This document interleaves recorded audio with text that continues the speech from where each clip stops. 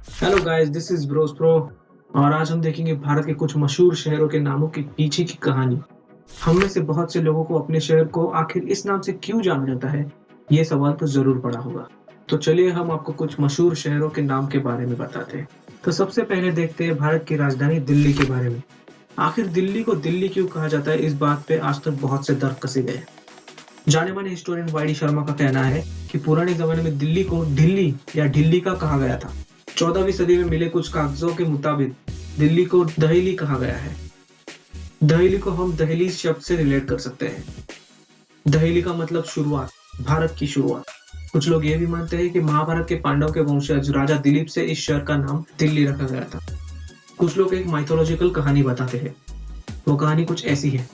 एक ब्राह्मण ने राजा से कहा कि हमारे पास एक स्तंभ है जो पृथ्वी के इतने अंदर तक है कि पाताल लोक के राजा के पैर पे उसे रखा गया है, क्योंकि पृथ्वी अपना संतुलन बनाए रखे।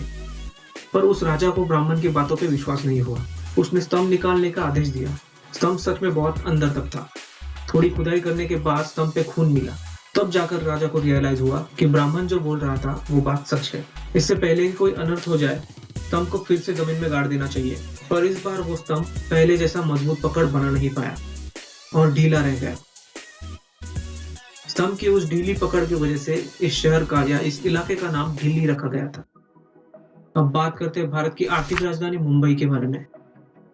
भारत के बाहर से समंदर में व्यापार करने में आसानी हो, इसलिए व्यापारियों ने मुंबई को बसाया। यहाँ के मछुआरे, जिसे कोली कहा जाता है, वो यहाँ पे 2000 साल से रह रहे हैं। अंग्रेजों के वक्त में इसे बॉम्बे कहा जाता था। बॉम्बे ये एक पुर्तगीज शब्द है जिसका मतलब अच्छी छोटी सी जगह। यहाँ मराठी भाषा बोली जाती है, इसलिए 1995 में शिवसेना ने इसका नाम बदलकर मुंबई रखा। मुंबई का नाम मुंबा देवी से प्रेरित होकर रखा गया है। अब बात करते हैं चेन्नई के बारे में। चेन्नई का नाम विजयनगर साम्राज्य के राजा दमरला मुदिर सात चिनप्पा नायकडू से रखा गया था। 1939 में ब्रिटिशों ने चेन्नई पे कब्जा किया था। अब बात करते हैं कोलकाता के बारे में। कोलकाता को पहले कलकत्ता कहा जाता था। उससे पहले भी इसे काली क्षेत्र कहा गया है, जिसका मतलब है माता काली की जगह। बिहार। बिहार का मतलब है विहार। कुछ लोगों का मानना है कि यहाँ के बुद्ध विहार की वजह से इसका नाम बिहार रखा गया है। बिहार को पहले भी विहार कहा जाता था। विहार एक संस्कृत शब्द है जिसका मतलब है निवास स्थान। हैदराबाद। हैदराबाद को पहले बाग नगर भी कहा गया है। हैदर का मतलब बाग और आबाद का मतलब शहर। इसे बाग नगर इसलिए भी कहा गया है क्योंकि यहाँ पे आज भी बहुत से गार्डन्स हैं। 1590 में कुतुब शाह ने उसकी बीवी बागमती की याद में यहाँ पे बाग का काम किया था, ऐसा जिक्र है। अहमदाबाद। सुल्तान अहमद शाह ने 1411 में इस शहर पर कब्जा किया था। तब इस शहर का नाम कर्नावती था। अहमद शाह ने इसका नाम बदलकर अपने नाम से इस शहर का नाम रख दिया। पुणे। छत्रपति शिवाजी महाराज के राज्य में इस शहर को कस्बे पुणे कहा गया था। हिस्टोरियन मंदार लवते का कहना है कि यहाँ पर स्थित पुणेश्वर मंदिर की वजह से इस शहर का नाम पुणे है। कुछ लोग ये भी मानते हैं कि 8वीं सदी में मिले कुछ तांबे के बर्तनों की वजह से पुणे का नाम पुनका रखा गया था। इतिहास में इनको पुनका विषया भी कहा गया है। पुनका का मतलब पुण्य और विषय का मतलब जगह। अब बात करते हैं जयपुर की। 17वीं सदी में राजा जयसिंह के नाम से इस शहर का नाम जयपुर रखा गया था। महाराज जयसिंह एक महान राजा थे और इसके साथ एक महान ज्योतिषी भी थे। लखनऊ। पुराने जमाने में लोग इसे अवध भी कहते थे। कुछ लोगों का मानना है कि भगवान श्री राम के भाई लक्ष्मण के नाम से इस शहर का नाम रखा गया है। उनका कहना है कि भगवान राम ने इसे अपने भाई लक्ष्मण को भेंट दिया था। कुछ लोगों का यह भी मानना है कि दलितों के नेता लखन पासी, जिन्होंने इस शहर को बसाया, उनके ही नाम से लखनऊ को जाना जाता है।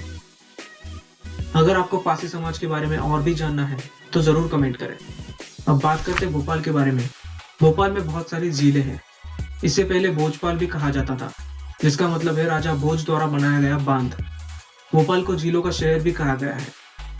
अब बात करते हैं इंदौर के बारे में। इसे इंद्रपुर भी कहा गया था। ऐसा कहा जाता है कि इंद्रदेव यहाँ रहा करते थे। यहाँ इंद्रेश्वर महादेव का भी मंदिर स्थित है। इसका नाम माता चंडी के नाम से पड़ा है। यहाँ माता चंडी का बहुत बड़ा मंदिर है।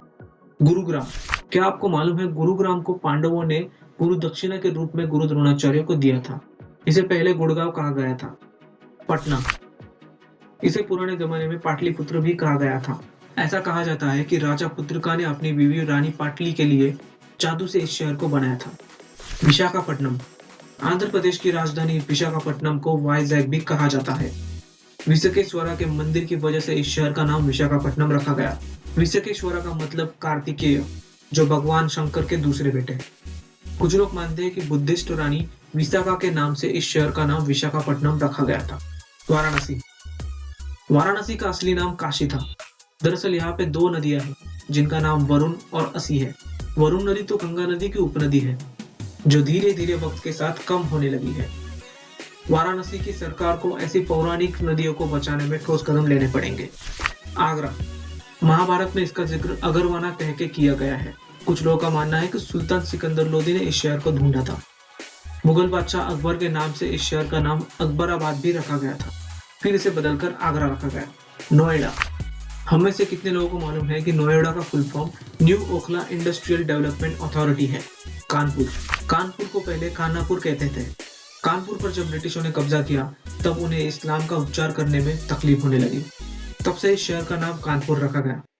ऐसे ही आपके नजदीक कोई मशहूर शहर है और आप उस शहर के नाम का मतलब जानना चाहते हैं तो कमेंट में मुझे जरूर बताएं। मैं अगला वीडियो उन सब शहरों के बारे में बनाऊंगा। Thanks for watching this video. Please like, share and subscribe.